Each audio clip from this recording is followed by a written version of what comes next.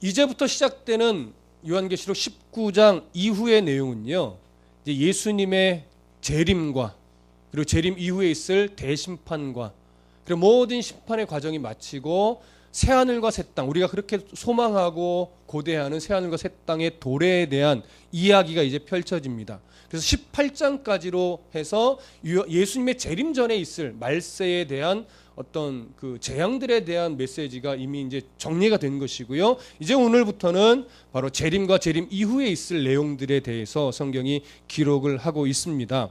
그 중에서도 특히 계시록 19장은 어린 양의 혼인잔치, 그리고 백마 타고 오시는 메시아이신 예수 그리스도, 그분에 대한 이야기가 진행이 됩니다.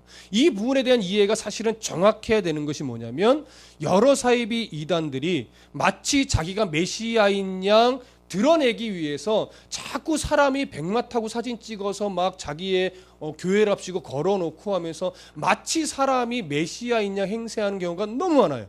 흔히 교주로 여겨지는 사람은요, 거의 100이면 100 무슨 사진 있냐? 백마 타고 찍은 사진이 꼭 있습니다. 예, 저도 백마 타고 찍으면 그렇게 될까요? 예, 안 됩니다, 여러분. 사람은 메시아가 될 수 없어요. 저 예전에도 말씀드렸지만 기본적으로 우리 중에 주민등록번호가 있다. 예, 절대 메시아일 수 없습니다. 예, 그 명심하셔서, 그래서 19장은 그런 차원에서 참 중요합니다. 자, 그 중에서도 오늘 우리가 보게 될 19장 1절부터 5절까지의 내용은요, 일단 그 예수님 재림에 대한 이야기로 들어가기 바로 전에 우리가 18장에서 보았던 음녀 바벨론의 멸망, 그 멸망으로 인해서 하늘과 그 안에 거하는 무리들이 기뻐하고 찬송하는 장면으로 시작이 됩니다. 왜냐하면 그 이유는 오늘 본문으로 들어가면서 나타나겠죠. 한번 1절을 다 같이 읽어보겠습니다. 1절 시작. 이 일 후에 내가 들으니 하늘에 허다한 무리의 큰 음성 같은 것이 있어 이르되 할렐루야, 구원과 영광과 능력이 우리 하나님께 있도다. 자, 여기 이 일 후에라고 하는 것은 앞에 18장에서 음녀 바벨론의 멸망에 대한 환상을 사도 요한이 보았어요. 그리고 나서 이제 다시 새로운 환상으로, 새롭게 하나님 보여주신 계시로 장면이 전환된다는 의미지, 이게 뭐 시간적인 순서로 뭐 어떻게 된다 이런 차원의 내용이 아닙니다. 이제 새로운 환상으로 들어가는구나, 이렇게 전환을 위해서 표현된 언어이고요. 그 다음에 내가 들으니 라고 할 때 그 환상 가운데 이제 하나님이 들려주시는 음성을 들었다라고 하는 건데, 여기서 들었다라고 하는 건 단순하게 내 귀에 들려졌다라고 어떤 사실적인 표현만을 의미하는 것이 아니라, 그 들려지는 소리가 얼마나 중요한지 아주 주의해서 귀를 열고 마음을 다해서 그 소리의 내용을 들었다 이거예요. 아주 집중해서. 오늘 여러분들이 지금 졸음과 싸우시면서 이 하나님의 말씀을 잘 들으려고 애쓰시는 것처럼, 지금 사도 요한은 더 집중해서 새롭게 보여지는 환상 가운데 울리는 그 소리를 지금 한 소절도 놓치지 않고 들으려고 애쓰고 있는 거예요. 그 의미입니다. 그런데 그 소리 중에 어떤 소리를 듣냐면, 하늘에 허다한 무리의 큰 음성 같은 소리를 듣게 되었다라고 하는 겁니다. 여기서 말하는 하늘은 공간적인 개념의 하늘을 말하는 것이 아니라, 창조하신 하나님, 창조주 하나님, 온 땅을 통치하시는 그 하나님이 거하시는 초소의 개념으로서 하늘입니다. 그게 뭐 우주 밖에 어딘지, 그게 4차원적인 어느 공간인지는 우리는 절대 알 수가 없습니다. 어찌됐든 중요한 것은 여기서 하늘은 하나님이 거하시는 장소로서의 개념을 가지고 있는 하늘입니다. 그 하늘에 허다한 무리의 음성 같은 큰 소리가 들려요. 그러면 여기서 우리 한 가지 점검할 것이, 큰 음성으로 찬양하고 있는 허다한 무리는 누구일까요? 그 부분을 우리가 좀 정리하고 넘어가면 좋겠죠? 어디를 한번 보시냐면 계시록 18장 20절을 보겠습니다. 계시록 18장 20절 함께 읽습니다. 시작. 하늘과 성도들과 사도들과 선지자들아, 그로 말미암아 즐거워하라. 하나님이 너희를 위하여 그에게 심판을 행하셨음이라 하더라. 자, 바벨론, 음녀 바벨론의 심판으로 인해서 이 천사가 뭐라고 말하냐면, 하늘과 성도들과 사도들과 선지자들아 즐거워하라 이거예요. 우리가 하늘 또 20절을 강의할 때 성도들, 사도들, 선지자들은 굳이 세 개로 나누었지만 굳이 나눌 필요 없이 한마디로 정리하면 뭐예요? 하늘 그 가운데 거하는 자들아. 누구였어요? 믿음을 지켜내고 믿음으로 승리하여 하나님 나라에 지금 거하고 있는 성도들을 이야기하는 겁니다. 승리한 성도들. 그들에게 즐거워해라. 바벨론이 멸망했다. 이렇게 요구했어요. 그랬더니 오늘 19장 1절은 그에 대한 반응으로서 하늘에 있는 허다한 믿음에 승리한 자들이 그의 반응으로서 뭘 얘기해요? 할렐루야. 구원과 영광과 능력이 우리 하나님께 있습니다. 바로 이 천사의 요구에 지금 하늘의 백성들이 반응하고 있는 거죠. 하나님을 찬송하면서. 그래서 이 내용이 중요합니다. 근데 이것은 단순하게 큰 음성이라고 말할 때 소리가 크구나 이런 차원을 말하는 것이 아니라 그렇게 하나님을 찬송할 때 바벨론의 멸망의 소식으로 인해서 하늘에 있는 하나님의 백성들이 찬송할 때 그 기쁨이 얼마나 큰지를 드러내는 것이고 또한 그들이 찬송할 때 그 내용이 얼마나 중요한지가 담겨있는 표현이 바로 큰 음성이라는 겁니다. 그러니까 단순하게 소리가 크다 이 얘기를 말하는 것이 아니에요. 이것 때문에 여러분 찬송을 크게 해야 됩니다. 이걸 말하는 것이 아니고 그들 안에 있는 기쁨 그리고 그 찬양의 내용의 중요성 이것이 강조된 표현인 것입니다. 그리고 나서 여기 큰 음성이 있다라고 하는 것은 한 번만 울려 퍼지고 말았다는 것이 아니라 계속하여 기쁨 가운데 하나님을 찬송했다라고 하는 거예요. 반복적으로. 그럼 우리가 이제 그 내용을 살펴봐야 합니다. 그 내용이 뭐냐면 할렐루야 구원과 영광과 능력이 우리 하나님께 있도다.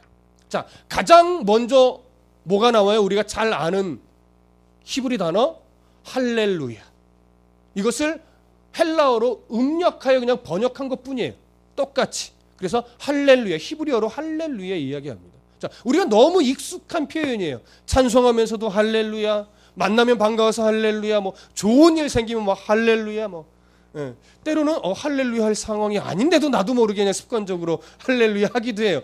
하고 나서 보면 왠지 민망할 때가 있어요. 그렇죠? 전혀 할렐루야 할 상황이 아닌데 너무나 우리가 습관적으로 하기도 하는데 일단 할렐루야라고 할 때 그 단어적인 의미를 조금 정확하게 보십시다. 먼저 할렐이라고 하는 것은 할랄이라고 하는 단어에서 나온 거예요.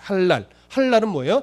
찬양하라. 그래서 찬양집에 보면 할랄 이렇게 써 있는 게 가끔 있어요. 할랄은 찬양하라. 거기서 이제 할렐루야로 이렇게 접두어처럼 시작이 된 겁니다. 그리고 루는 바로 당신의, 여러분의 이런 의미죠. 야는 야훼의 야입니다. 여호와, 우리식으로는. 그래서 이것을 합쳐보면 뭐예요? 당신의 여호와 하나님을 찬양하라. 그래서 여러분 할렐루야 하면 우리도 똑같이 할렐루야로 화답하며 하나님을 찬송하며 높이는 거죠. 그러면 본래 할렐루야라고 하는 단어가 어떤 용도로 쓰이던 단어인가?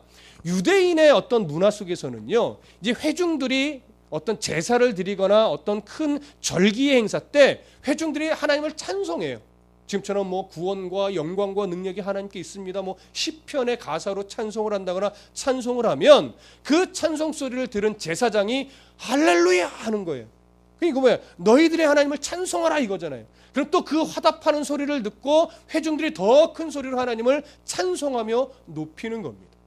그렇게 함께 제사장이 화답하고 회중들이 찬송하며 높일 때 그들 안에는 어떠한 소망이 일어나는 거냐면 임마누엘의 하나님을 소망하는 거예요. 임마누엘의 하나님은 뭐예요? 늘 우리와 함께 거하시는 하나님. 성막으로 출애굽 상황에서는 불기둥과 구름기둥으로 우리 백성들을 지키시고 보호하시며 한 걸음 한 걸음을 인도하시는 그 임마누엘의 하나님을 소망하면서 찬송하고 그 소망 가운데 제사장이 할렐루야 외치면 또 그 소망을 더 가슴에 담고 더 큰 소리로 하나님을 찬송하는 거죠. 이렇게 사용되어지던 단어가 바로 할렐루야입니다.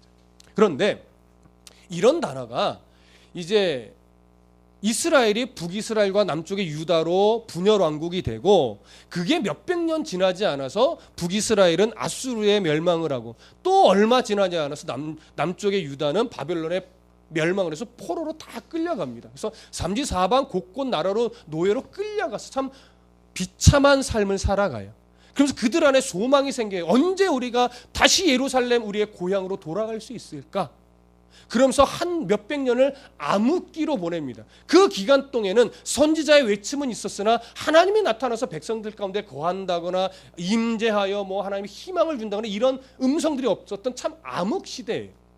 근데 그 가운데 그런 암흑 시대, 아주 참 캄캄한 시대를 보내는 가운데 이스라엘 백성들 안에 이제 종말론적인 메시지가 선포가 되는 거예요. 그것이 뭐 이사야서나 다니엘서나 이런 선지서들이 그런 종말의 메시지를 담고 있잖아요. 그런 종말의 메시지들 가운데 이제 할렐루야라는 찬송이 주로 어떻게 사용됐냐면, 속히 하나님께서 이 땅에 임하여서 이 땅에 믿음의 백성들에게 승리를 주시고 이제는 새하늘과 새 땅의 소망으로 메시아가 오실 날을 고대하며 찬송하는 외침으로 할렐루야가 사용되어졌습니다. 그러니까 생각해 보십시오. 계시록이 요한에 의해 기록되면서 1차 독자가 누구예요? 우리는 2차 독자예요. 1차 독자는 로마 시대 압제 속에서 예루살렘에서 또 곳곳에 여러 나라에서 디아스포라 유대인으로서 살아가던 기독교인들, 그들이 1차 독자예요. 근데 왜 그들이 1차 독자이냐? 그들은 지금 예수를 믿는다는 이유로 수많은 고통과 억울함과 또 죽임을 당하는, 그래서 정말 믿음을 지키기가 정말 어려운, 경제적으로 궁핍하고 노예의 삶으로 핍박받고 때로는 원형 경기당에 던져서 사자의 밥이 되는 이런 상황 속에서 믿음을 지킨다는 것은 너무 어렵습니다. 근데 그들에게 할렐루야 외쳐지는 거예요. 뭐예요? 이 할렐루야가 그렇다면 너희들의 고난이 이제 끝을 내고 하나님께서 이 땅에 오셔서 로마를 멸망시키고 하나님의 나라가 임할 때가 분명히 온다. 예수 재림의 때, 믿음의 백성들이 승리하는 때가 분명히 오니까 그 때를 마음에 새기고 하나님 오실 것에 대한 분명한 믿음을 가지고 지금 신앙을 버리지 말고 견고하게 믿음을 지켜 견디어내라. 이러한 격려와 믿음의 요구가 있는 거예요. 그것이 할렐루야였어요. 이 사도 요한 시대의 할렐루야. 이것을 오늘날의 시대로 우리가 매치를 시켜본다면, 여러분, 예수를 믿는다라고 하는 것이 우리가 사도 요한 때보다 지금이 쉬울까요? 어려울까요? 육체적으로는 쉽죠. 왜? 이때만한 핍박이 지금 우리에게 있는 것은 아니기 때문에. 그래서 이들이 할렐루야라고 라는 외침을 요한의 계시록을 통해서 들을 때에 느꼈던 이 감정의 이 무게와 지금 우리가 느끼는 할렐루야 할 때 우리가 느끼는 감정의 무게는 좀 다를 겁니다. 우리가 좀 더 가벼울 수 있겠죠. 그러나 신앙을 바르게 지킨다라는 차원에 있어서는 그때나 오늘이나 다르지 않습니다. 오늘날도 신앙을 바르게 지킨다는 것은 참 어렵습니다. 왜요? 외적인 고통은 없을지라도 너무나 미혹거리들이 많고 너무나 집요하게 우리의 신앙을 변질시키고 왜곡시키는 것들이 너무 많아요. 때로는 내 신앙이 변질되었는지도 인식하지 못할 때도 있어요. 여러분, 이단에 빠져 있는 사람들이 참 이해가 안 가잖아요. 그런데 그 안에 들어가 있으면요, 이게 분별하기가 참 어렵대요. 한번 쇠뇌당하고 한번 내 안에 고정관념이 확 잡혀버리면 그게 틀렸다라고 하는 것을 인식하기가 무지하게 어렵다라고 합니다. 우리의 신앙이 말씀 안에 건강한 자리에 지금 있다라고 하는 것이 그래서 중요해요. 그 신앙을 세상 속에서 실력을 발휘하며 정말로 성도답게 그 세상 속에서 살아가야 되는데 그게 결코 쉽지 않습니다. 외적인 유혹거리들 때문에도 쉽지 않기도 하지만 내 안에 아직까지도 지워지지 않는 욕심들 때문에도 쉽지 않아요. 왜? 조금만 붙잡으면 될 것 같거든요. 성공할 것 같거든요. 좀 부유해질 것 같거든요. 근데 뻔히 보니까 이게 하나님이 싫어하는 것인 줄 알겠어요. 근데 굳이 세상에서 법적으로는 문제가 안 돼. 근데 하나님이 좋아할 것 같진 않은데 그래도 내가 눈 딱 감고 그거 하나만 딱 잡으면 뭔가 좀 세상 속에서 일이 잘 풀릴 것 같은 거예요. 그때 여러분, 여러분이 예배를 빠지는 것도 아니고 기도를 안 하는 것도 아닌데 그 상황 속에서 어떻게 할까요? 대부분의 사람들은 그냥 하나님 눈 꼭 감고 그걸 잡습니다. 왜? 그거 잡는다고 예배 안 드리는 것 아닙니까? 그러나 중요한 건 뭐예요? 하나님이 그 잡은 손을 기뻐하시겠는가라는 기준으로 볼 때는 하나님은 기뻐하지 않는 거예요. 그러면서 신앙은 조금씩 어떻게 돼요? 변질되고 갉아먹히는 거예요. 그러다 보면 어느 순간 내 신앙이 하나님이 보여주신 말씀의 어떤 정확한 기준에서 많이 벗어나 있는 자신을 한참 지나서 보게 됩니다. 그때가 되면 아이고 내가 왜 이렇게 살았나, 모든 것이 헛된 걸 이제야 알았네 하면서 다시금 하나님 앞에 바르게 돌아오려고 또 몸부림치는 순간이 오죠. 오늘 우리가 이렇게 말씀을 가지고 함께 나누는 이유는 뭐냐면 그렇게 가지 말자 이거예요. 어차피 우리는 하나님을 떠나 살 수 없는 사람이라면 좀 불편하더라도 거기까지 가기 전에 다시 하나님 말씀의 중심으로 돌아오자라고 하는 거죠. 그래서 우리에게 다시금 할렐루야라고 하는 이 외침을 다시 한번 생각하셔야 돼요. 우리가 때로는 무의미하게, 때로는 어떤 그 영혼 없이 할렐루야. 네. 저희 아내나 저희 딸이 종종 저에게 쓰는 말이에요. 하면 요번에도 영혼 없었어 라고 저한테 얘기하는데 우리 종종 할렐루야를 영혼 없이 할 때가 꽤 있는 것 같아요. 생각하지 않고 그 할렐루야가 하나님 앞에 얼마나 영광스러운 말씀이며 내 삶에 어떠한 결단과 결심을 가지고 해야 되는 단어인지를 생각하지 못하고 그냥 할렐루야, 너무 가볍게 할렐루야 하는 경향도 없지 않아 있는 것 같습니다. 여러분, 오늘 계시록에서 요한이 기록하고 있는 이 할렐루야라고 하는 단어의 무게는 매우 크다는 것, 우리의 결연한 결심과 각오가 동반되어야 되는 할렐루야라는 것, 여러분 잊지 않으셨으면 좋겠습니다. 그러고 나서 이어서 무엇이라 하느냐, 할렐루야, 구원과 영광과 능력이 우리 하나님께 있도다. 종말의 역사를 끝내실 수 있는 유일한 구원자가 바로 하나님이시라는 그 사실을 정확하게 드러내고 있는 겁니다. 사람이 끝낼 수 없습니다. 교회가 끝낼 수 없습니다. 어떤 사이비 교주들이 끝낼 수 없습니다. 이 종말의 역사는요, 철저하게 하나님의 뜻 가운데, 하나님의 계획 가운데 복음이 충만해질 때 끝나는 거예요. 마태복음에서 살펴봤지만 종말의 역사가 끝나는 시기는 난리와 난리 소문이 아니에요. 재앙과 재앙이 가득 찬 소문이 아니에요. 그것은 우리에게 뭐예요? 정말 끝이 있구나를 알려주는 경각심을 주는 소식일 뿐이에요. 예수님 재림, 종말의 끝은 무엇으로 인해서 오는 거예요?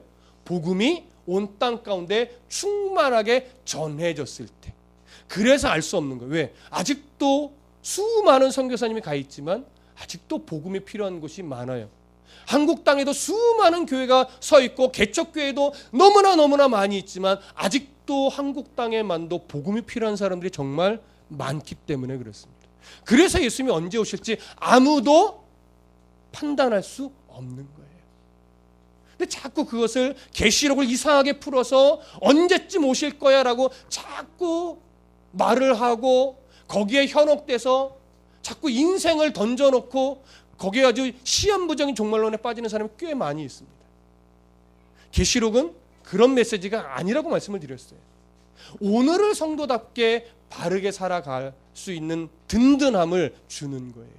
내일을 두려워하지 않고 오늘 내가 성도로서 그래 나 잘 살고 있어, 내가 예수 믿는 자답게 오늘을 살면 하나님이 기뻐하시지, 그것이 바로 종말을 사는 성도의 자세라고요. 내일 오셔도 상관없어요. 내일 오셔도 오늘 평상시에 예수 믿는 자답게 살아온 그대로 사시면 되는 거예요. 그게 계시록에서 강조하는 거예요. 걱정하지 마. 너희들은 내일 예수님이 오신다 하더라도 문제없는 하나님의 이미 승리한 백성들이야.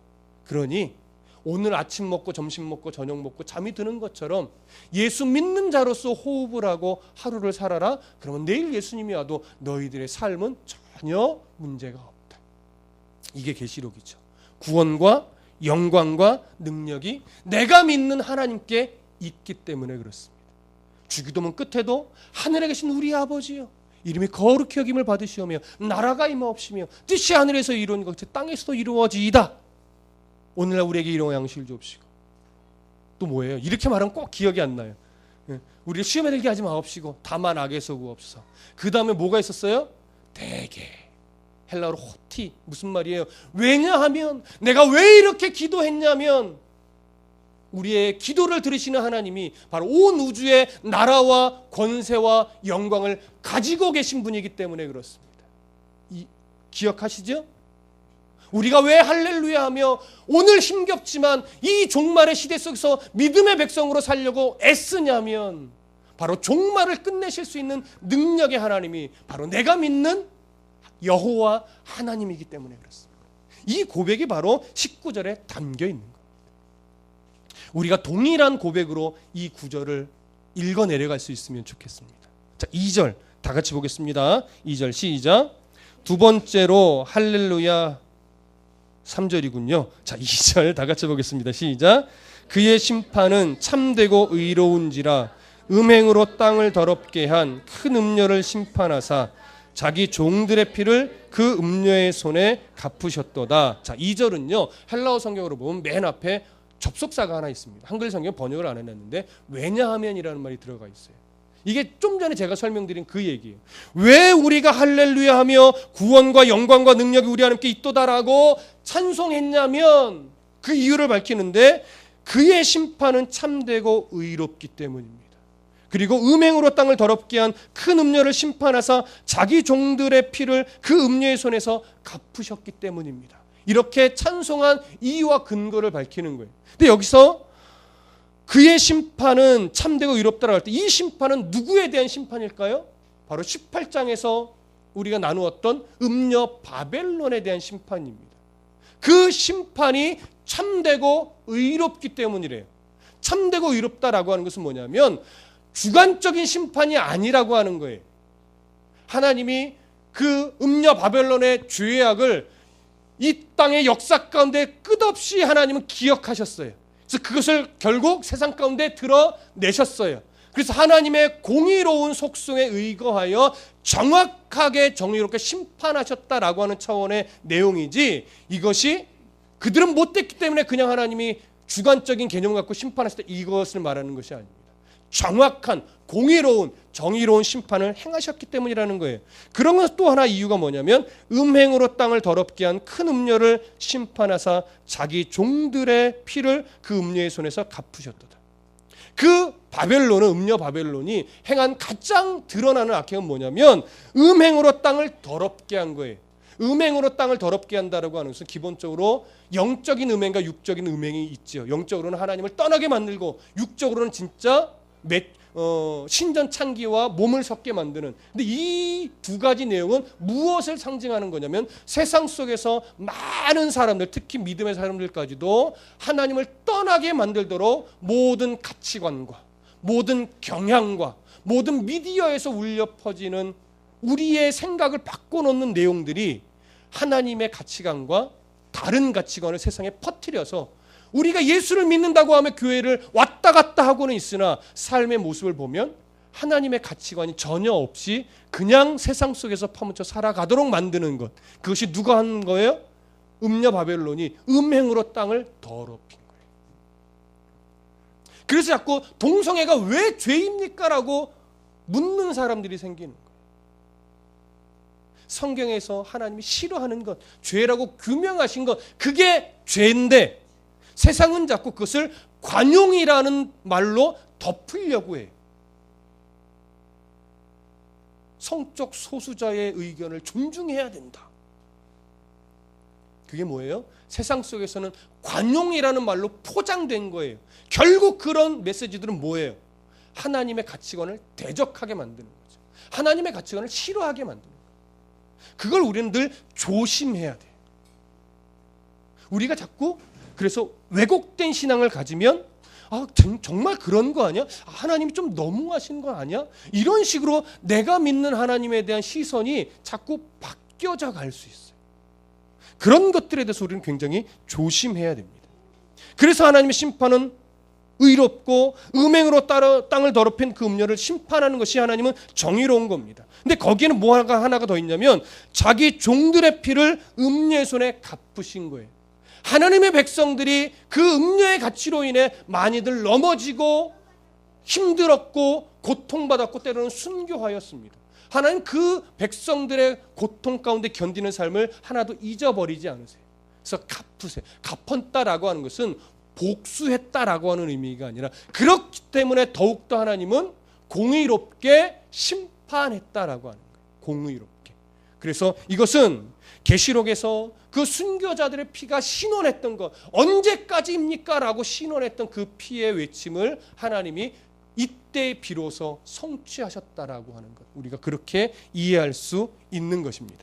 자, 그리고 3절 다 같이 보겠습니다. 3절 시작. 두 번째로 할렐루야 하니 그 연기가 세세토록 올라가더라. 두 번째로 할렐루야 할 때 이 할렐루야는요, 19장 1절과 2절에서 하나님의 구원과 영광을 높이며 그 심판의 공의로움을 외쳤던 그 소리가 정말 옳습니다라고 함께 확증하는 거예요. 정말로 할렐루야입니다. 이 내용을 확증하는 거죠. 그러면서 그 연기가 세세토록 올라가더라 이렇게 얘기를 하는데, 여기서 말하는 연기는 바로 어떤 연기냐면 18장에서 음녀 바벨론이 멸망함으로 말미암아 불에 타서 피어오르는 그 연기를 말하는 거예요. 그 연기가, 멸망의 연기가 세세토록 올라간대, 영원토록 올라간대. 이 내용은 뭐냐면 하나님의 그 마지막 때의 이 심판이 얼마나 완전한 심판이며 그 심판이 얼마나 영원한 심판인가를 이야기하는 겁니다. 자, 왜 영원하다라고 하느냐? 18장, 계시록 18장 21절을 볼게요. 18장 21절 함께 읽습니다. 시작. 이에 한 힘센 천사가 큰 맷돌 같은 돌을 들어 바다에 던져 이르되 큰 성 바벨론이 이같이 비참하게 던져져 결코 다시 보이지 아니하리로다. 그 바벨론이 큰 맷돌 450kg 정도나 되는 맷돌이 바다에 던져지는 것처럼 그들이 멸망받으면 이제 완전한 심판이어서 절대 다시 보이지 않는다라고 하는 거죠. 그렇기 때문에 연기가 세세토록 올라서 완전한 심판이 이르면 더 이상 음녀 바벨론이 이 세상을 현혹하듯이 현혹할 수 없고 미혹의 덫을 놓을 수 없다라고 하는 거예요. 여러분, 그때가 되면 이제 우리를 슬프게 하는 것들이 없습니다. 미움, 다툼, 시기, 질투, 거짓, 사기, 살인, 이런 것들이 이제는 없는 거예요. 그때가 되면 하나님의 백성들 안에 구원의 백성된 자들과는 영원히 뭐예요? 진짜 하나님이 작정하셨던 복, 정말 하나님 안에 우리가 누릴 수 있는 완전한 화목을 이루는 때가 바로 그때라고 하는 거예요. 이게 바로 창조 때부터 하나님이 원래 작정하셨던 복이에요. 바로 이 심판으로 말미암아 우리는 어디로 들어가는 거냐면 하나님이 창조 당시 때부터 원래 작정하셨던 그 복을 누리는 첫 단계로 들어가게 되는 거죠. 저는 이때가 좀 정말 속히 왔으면 좋겠습니다. 모두가 다 사랑할 수 있고, 모두가 다 기뻐할 수 있고, 모두가 다 손잡고 하나님을 찬송할 수 있고, 모두가 다 주님 안에서 기뻐할 수 있는 그날, 속히 왔으면 좋겠어요. 그렇죠? 지금 우리의 모습이 하나의 모델이 될 거라고 생각을 합니다. 자, 4절 다 같이 보겠습니다. 함께 읽습니다. 시작. 또 24장로와 네 생물이 엎드려 보좌에 앉으신 하나님께 경배하여 이르되 아멘 할렐루야 하니, 자, 24장로와 네 생물, 24장로가 뭐고 네 생물이 뭐냐라고 하는 견해는 수없이 많이 있기는 했지만 우리가 요한계시록 4장에서 정리를 할 때에 24장로는 구약과 신약의 모든 하나님의 백성을 대표하는 천사 그룹으로서 다른 천사와는 좀 다른 그 존재와 지위에 있어서 본래 고급한 천사들로 우리는 정리를 했었습니다. 다르게 보아도 큰 문제는 없습니다. 그리고 네 생물은 천사, 그 그룹이라는 천사처럼, 그 그룹이라는 천사는 친위대인데요. 하나님 나라의 친위대인데 그 친위대의 성격을 가지고 있고 또 스랍처럼 하나님을 찬양하는 성격을 가지고 있는 자들로서 하나님의 보좌 가장 가까이에 위치해 있는 특별한 천상의 존재들로 우리는 정리했었습니다. 그런 자들이 하나님 앞에 엎드려서 보좌에 앉으신 하나님께 경배하는 겁니다. 얼마나 이 앞에 외침들이 하나님이 기뻐하는 소리였는지 그들도 그 외침에 그 찬양에 화답하듯이 하나님의 보좌 앞에 엎드려 경배하는 거예요. 그 내용을 이렇게 얘기합니다. 아멘 할렐루야. 여러분, 앞에랑은 좀 다르죠. 앞에는 다 할렐루야가 먼저 나오는데 여기서는 아멘 할렐루야 이렇게 나와요. 아멘이라고 하는 것은 기본적으로 앞에 있는 어떤 내용에 대해서 전적으로 내가 동의합니다라고 공식적으로 표현하는 것이 바로 아멘이에요. 그래서 어떻게 우리가 일반적으로 번역하냐면 진실로 그러합니다라고 하는 의미로 이해를 합니다. 그래서 여기서 아멘 한다는 것은 뭐예요? 19장 1절부터 3절까지 그들이 찬송하고 높이며 할렐루야 했던 내용들이 정말로 그러합니다라고 이들도, 천상의 이 존재들도 전적으로 동의하는 거예요. 그러면서 동일하게 또 하나님을 높여요. 할렐루야. 그들도 그 하나님을 동의하고 찬송하는 겁니다. 자, 그러고 나서 이제 마지막 5절 다 같이 읽겠습니다. 시작. 보좌에서 음성이 나서 이르되 하나님의 종들 곧 그들을 경외하는 너희들아, 작은 자나 큰 자나 다 우리 하나님께 찬송하라. 자, 여기 보면 보좌에서 음성이 났다라고 합니다. 자, 그러면 결국 24장로와 네 생물의 찬송을 받으신 후에 보좌에서 이제 음성이 나오는데, 그 보좌에서 나오는 음성은 누구의 음성일까요? 보통은 예수 그리스도의 음성이 아니겠는가, 이렇게 보는 견해가 많기는 합니다. 근데 예수 그리스도의 음성으로 보아도 전혀 문맥을 이해하는 데는 어려움이 없으나, 한 가지 좀 유의해서 보게 되는 것은 뭐냐면 5장 끄트머리 한번 보세요. 끄트머리에 보면 이렇게 돼 있죠. 다 우리 하나님께 찬송하라. 예수 그리스도의 음성이라면 우리 하나님이라고 표현하지 않고 아마 내 하나님 이렇게 표현했을 거예요. 자, 왜 그러냐면 어디를 한번 보시냐면 계시록 3장 12절 한번 가볼게요. 계시록 3장 12절. 예수님께서는 이렇게 표현을 합니다. 함께 읽어볼게요. 계시록 3장 12절 시작. 이기는 자는 내 하나님 성전의 기둥이 되게 하리니 그가 결코 다시 나가지 아니하리라. 내가 하나님의 이름과 하나님의 성 곧 하늘에서 내 하나님께로부터 내려오는 새 예루살렘의 이름과 나의 새 이름을 그 위에 기록하리라. 여기서는 누구의 하나님으로 묘사를 해요? 내 하나님. 그래서 예수님의 음성이라면 우리 하나님이 아니라 내 하나님이라고 묘사했을 것으로 여겨집니다. 그렇기 때문에 저는 예수 그리스도의 음성으로 보아도 무방하나 이것이 예수 그리스도의 음성이기보다는 보좌를 둘러서고 있는 천상의 어느 존재가 하나님의 권위를 가지고 지금 선언하는 내용으로 보는 것이 더 자연스럽지 않나, 그렇게 생각을 합니다. 여러분들이 어떤 게 더 옳겠는가 판단하셔서 선택하셔도 큰 문제가 없습니다. 그렇게 이해를 하시고요. 그러고 나서 이제 그 음성이 뭐라고 하느냐? 하나님의 종들 곧 그를 경외하는 너희들아, 작은 자나 큰 자나 다 우리 하나님께 뭐하라? 찬송하라, 이렇게 얘기합니다. 여기 하나님의 종들, 그를 경외하는 너희들아, 작은 자, 큰 자, 이렇게 호칭이 되고 있는데 반복해서 이들은 누구일까요? 그러면 하늘에 있는 승리한 하늘의 성도들일까요? 아니면 아직도 험난한 이 종말의 시대를 살아가며 믿음을 지키고 있는 이 지상의 성도들일까요? 조금 어렵지요? 한번 우리가 좀 살펴볼게요. 계시록 1장 1절 한번 가보겠습니다. 계시록 1장 1절 함께 읽습니다. 시작. 예수 그리스도의 계시라. 이는 하나님이 그에게 주사 반드시 속히 일어날 일들을 그 종들에게 보이려고 그의 천사를 그 종 요한에게 보내어 알게 하신 것이라. 여기 종이라는 단어가 2번 나오는데 이 종은 지상에 있는 성도들을 대상으로 하고 있지요. 이해되십니까? 요한을 향해서도 종이라고 말하고 있고 그 앞에 그 종들이라고 하는 것은 사도 요한 시대의 믿음을 지키고 있는 성도들을 말합니다. 한 구절 더 찾아보겠습니다. 2장 20절. 자, 함께 읽습니다. 시작. 그러나 네게 책망할 일이 있노라. 자칭 선지자라는 여자 이세벨을 네가 용납함이니 그가 내 종들을 가르쳐 꾀어 행음하게 하고 우상의 제물을 먹게 하는도다. 여기서 표현된 내 종들도 어디에 있는 자들을 말해요? 지상에서 믿음을 지켜내고 있는 성도들을 말합니다. 하나만 더 찾아볼게요. 7장 3절. 7장 3절 함께 있습니다. 시작.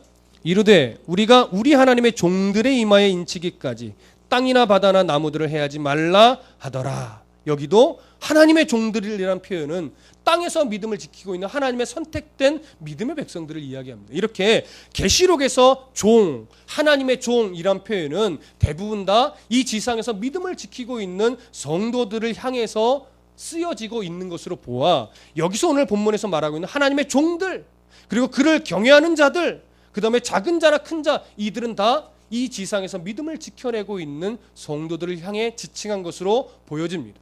그들에게 마치 말하자면 요한 당시 믿음을 지키고 있는 자들에게, 그리고 오늘날 지금 말씀으로 예배하며 찬송하고 있는 우리들에게 뭐라고 마지막으로 말씀하느냐?